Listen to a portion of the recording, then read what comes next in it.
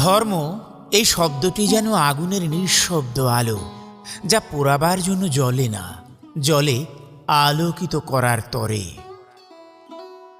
যেমন সূর্য জানে তার ধর্ম আলো দান, যেমন নদী জানে তার ধর্ম প্রবাহ, তেমনি মানুষও জন্মায় একটি গুণ নিয়ে, সে গুণ মানবতার। মানুষের ধর্ম মানে তার ভিতরের সুবাস, যা চোখে দেখা যায় না কিন্তু হৃদয়ে ছড়ায় পবিত্র বাতাসের মতো।